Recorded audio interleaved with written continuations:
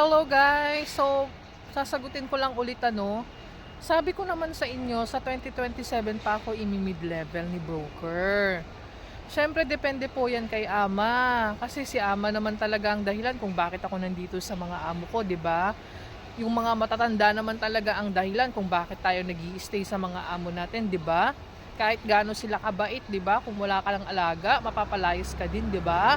So ngayon, sa 2027, pag natapos ang aking contract, may mid-level ako ni amo. Kasi nga, nag-usap na sila ni broker. O, ayan na ha. Tapos ang sahod ko na dito is 24,000. O, ayan na ha. Na-reveal ko na kung magkano ang sahod ko. Tapos ngayon, kung madadagdagan man yon, siguro 25 to 26. Ayoko naman na din maghangad ng malaki. Ang mahalaga sa akin, may trabaho ako. May maayos na trabaho. And meron akong income buwan-buwan. Yun lang naman ang mahalaga. Tapos ilang taon na lang din, 4 to 5 years.